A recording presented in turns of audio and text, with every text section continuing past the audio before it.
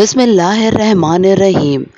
السلام علیکم میرے بہن بھائیوں، کیسے ہیں آپ؟ آج میں آپ کو حضور اکرم صلی اللہ علیہ وسلم پہ 10 درازیوں کا حصہ مکمل بائیکاٹ مشرکین کی طرف سے اس کے حالات بیان کروں گی۔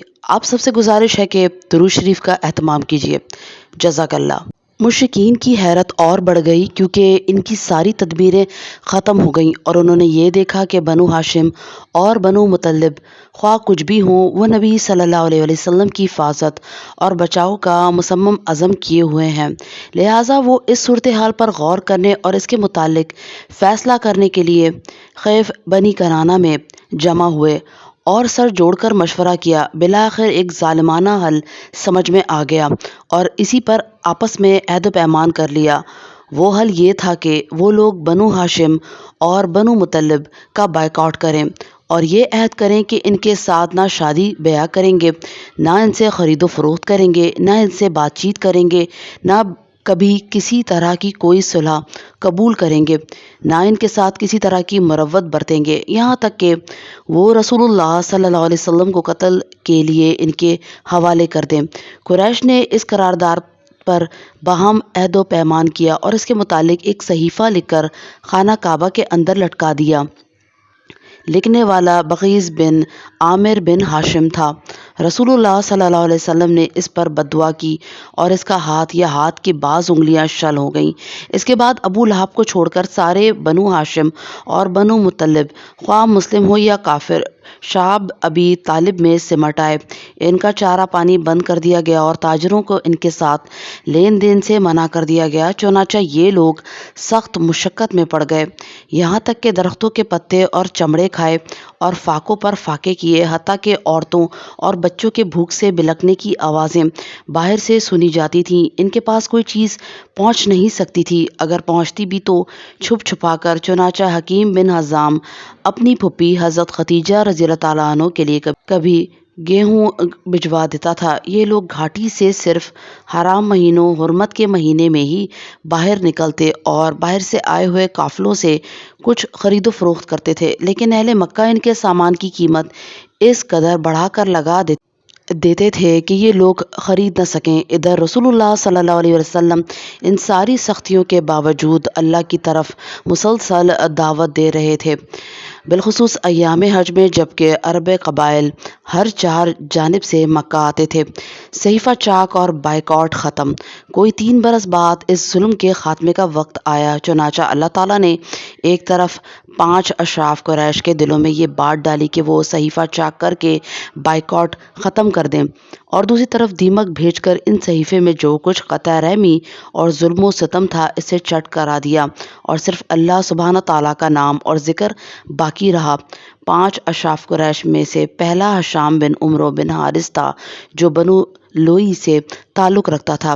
یہ شخص ظہیر بن ابی امیہ مخزومی کے پاس گیا، جو نبی کریم صلی اللہ علیہ وسلم کی پھوپھی عاتکہ کا بیٹا تھا، پھر مطعم بن عدی کے پاس گیا، پھر ابو البختری بن ہشام کے پاس گیا، پھر زمع بن اسود کے پاس گیا اور ان میں سے ہر ایک کو رشتہ قرابت یاد دلائی، ظلم قبول کرنے پر ملامت کی اور صحیفہ چاک کرنے پر ابھارا، لہٰذا یہ سب ہجون کے ناکے پر جمع ہوئے اور صحیفہ چاک کرنے کے لیے ایک متفقہ پروگرام طے کیا۔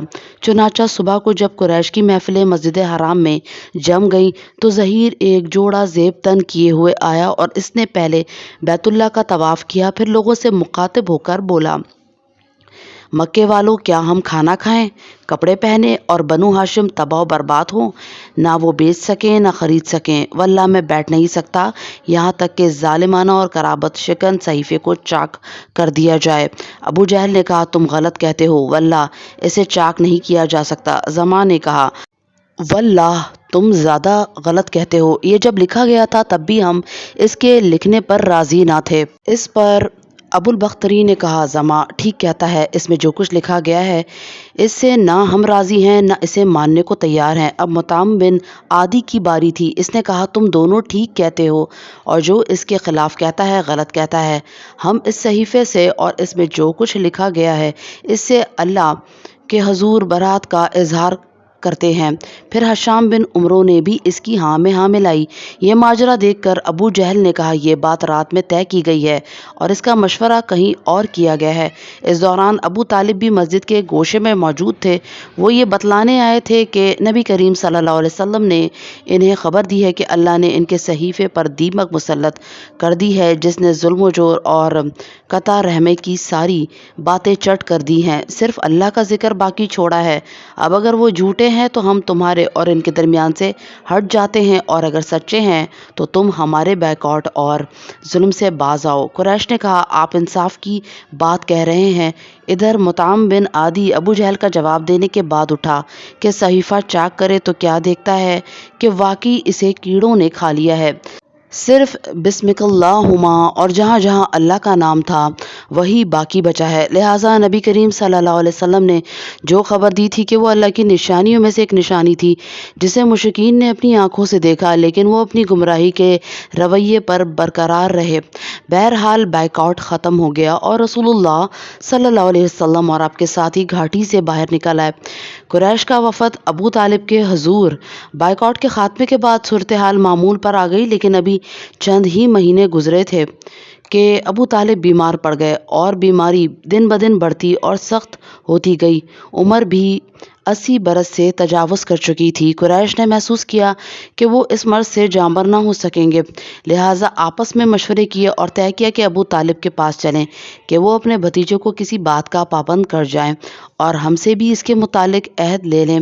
ہمیں اندیشہ ہے کہ اگر بوڑھا مر گیا اور ہم نے محمد صلی اللہ علیہ وسلم کے ساتھ کچھ کیا تو عرب ہمیں تانا دیں گے، کہیں گے کہ اسے چھوڑے رکھا، جب اس کا چچا مر گیا تو اس پر چڑھ دوڑے۔ چنانچہ یہ لوگ اٹھے اور ابو طالب کے پاس پہنچے اور ان سے مطالبہ کیا کہ وہ رسول اللہ صلی اللہ علیہ وسلم کو ان کے معبودوں کی مذمت سے روکیں اور وہ لوگ بھی آپ سے، آپ کے معبود سے دستکش رہیں گے۔ اس پر ابو طالب نے آپ کو بلایا اور لوگوں نے جو بات کہی تھی اسے آپ پر پیش کیا۔ آپ نے فرمایا چچا، میں ان سے صرف ایک بات چاہتا ہوں جس کے وہ قائل ہو جائیں تو عرب ان کے تابع فرمان بن جائے اور عجم انہیں جزیہ ادا کریں۔ یہ سن کر وہ سٹپٹا گئے، کہنے لگے صرف ایک بات، تیرے باپ کی قسم ہم ایسی 10 باتیں ماننے کو تیار ہیں۔ وہ بات کیا ہے؟ آپ نے فرمایا لا الہ الا اللہ۔ اس پر وہ اپنے کپڑے جھاڑتے ہوئے یہ کہتے ہوئے اٹھ گئے، کیا اس نے سارے معبودوں کی جگہ ایک ہی معبود بنا ڈالا؟ یہ تو بڑی عجیب بات ہے۔ غم کا سال، ابو طالب کی وفات۔ ابو طالب کا مرض بڑھتا گیا یہاں تک کہ وقت رحلت آ گیا۔ اس وقت رسول اللہ صلی اللہ علیہ وسلم ان کے پاس تشریف لائے تو وہاں ابو جہل اور عبداللہ بن ابی امیہ موجود تھے۔ رسول اللہ صلی اللہ علیہ وسلم نے فرمایا چچا جان، لا الہ الا اللہ کہہ دیجئے، بس ایک کلمہ، اس کے ذریعے میں اللہ کے حضور آپ کے لیے حجت پیش کروں گا۔ ان دونوں نے کہا ابو طالب کیا عبد المطلب کی ملت سے اعراض کرو گے؟ اور ان سے برابر باتیں کرتے رہے یہاں تک کہ آخری بات جو انہوں نے کہی یہ کہی کہ عبد المطلب کی ملت پر، پھر اسی پر ان کا انتقال ہو گیا۔ نبی کریم صلی اللہ علیہ وسلم نے فرمایا جب تک اللہ کی طرف سے روکا نہ گیا میں آپ کے لیے دعائے مغفرت کرتا رہوں گا۔ اس پر یہ آیت نازل ہوئی، نبی اور اہل ایمان کے لیے درست نہیں کہ وہ مشرکین کے لیے دعائے مغفرت کریں اگرچہ وہ قرابت دار ہی کیوں نہ ہوں، جبکہ ان پر واضح ہو چکا ہے کہ وہ جہنمی ہیں۔ اور یہ آیت بھی نازل ہوئی، ایسا نہیں کہ آپ جسے پسند کریں ہدایت دے دیں۔ ان کی وفات رجب یا رمضان سن 10 نبوت میں شاب ابی طالب سے نکلنے کے 6 یا 8 ماہ بعد ہوئی۔ وہ رسول اللہ صلی اللہ علیہ وسلم کے محافظ، بازو اور ایسا قلعہ تھے جہاں مکہ کے بڑوں اور بے وقوفوں کے حملوں سے بچاؤ کے لیے اسلامی دعوت نے پناہ لے رکھی تھی، مگر وہ خود باپ دادا کی ملت پر قائم رہے، اس لیے پورے طور پر کامیاب نہ ہو سکے۔ حضرت عباس رضی اللہ تعالیٰ عنہ نے نبی کریم صلی اللہ علیہ وسلم سے دریافت کیا کہ آپ اپنے چچا کے کیا کام آ سکے، کیونکہ وہ آپ کی حفاظت کرتے تھے اور آپ کے لیے دوسروں پر بگڑتے تھے۔ آپ نے فرمایا وہ جہنم کی ایک اتھلی سطحی جگہ میں ہے، اور اگر میں نہ ہوتا تو وہ جہنم کے سب سے گہرے کھڈ میں ہوتے۔ سیدہ خدیجہ رضی اللہ تعالیٰ عنہ رحمت الہی کے جوار میں ابو طالب کی وفات پر نبی کریم صلی اللہ علیہ وسلم کا زخم ابھی مندمل نہ ہوا تھا کہ ام المومنین حضرت خدیجہ رضی اللہ تعالیٰ عنہ کی وفات بھی ہو گئی۔ ان کی وفات ابو طالب کی وفات کے 2 مہینے یا صرف 3 دن بعد رمضان سن 10 نبوت میں ہوئی۔ وہ اسلامی کاز کے لیے رسول اللہ صلی اللہ علیہ وسلم کی وزیر صدق تھیں۔ انہوں نے تبلیغ رسالت میں آپ کو قوت پہنچائی، جان و مال سے آپ کی غمگساری کی اور اذیت و غم میں برابر کی شریک رہیں۔ آپ صلی اللہ علیہ وسلم کا ارشاد ہے کہ جس وقت لوگوں نے میرے ساتھ کفر کیا وہ مجھ پر ایمان لائیں، جس وقت لوگوں نے مجھے جھٹلایا انہوں نے میری تصدیق کی، جس وقت لوگوں نے مجھے محروم کیا انہوں نے مجھے مال میں شریک کیا، اور اللہ نے مجھے ان سے اولاد دی اور دوسری بیویوں سے کوئی اولاد نہ دی۔ ان کے فضائل میں آتا ہے کہ حضرت جبرائیل علیہ السلام نبی کریم صلی اللہ علیہ وسلم کے پاس تشریف لائے اور فرمایا، یا رسول اللہ صلی اللہ علیہ وسلم، یہ خدیجہ رضی اللہ تعالیٰ عنہ آ رہی ہیں۔ ان کے پاس ایک برتن ہے جس میں سالن یا کھانا یا پانی ہے۔ جب وہ آپ کے پاس آ جائیں تو آپ انہیں ان کے رب کی طرف سے سلام کہیں اور جنت میں موتی کے ایک محل کی خوشخبری دیں جس میں نہ شور و شغب ہوگا اور نہ درماندگی و تکان۔ نبی کریم صلی اللہ علیہ وسلم ہمیشہ حضرت خدیجہ رضی اللہ تعالیٰ عنہ کا ذکر فرماتے، ان کے لیے دعائے رحمت کرتے، اور جب ان کا ذکر فرماتے تو آپ صلی اللہ علیہ وسلم پر رکت طاری ہو جاتی۔ بکری ذبح کرتے تو ان کی سہیلیوں میں گوشت بھجواتے۔ ان کے بڑے فضائل و مناقب ہیں۔ غم ہی غم۔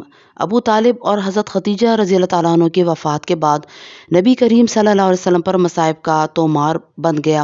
ایک طرف مشرکین کی جسارت بڑھ گئی اور وہ کھل کر اذیت پہنچانے لگے، دوسری طرف نبی کریم صلی اللہ علیہ وسلم ہر واقعے سے شدت کے ساتھ متاثر ہونے لگے، چاہے وہ پچھلے واقعات سے چھوٹا اور معمولی ہی کیوں نہ ہو۔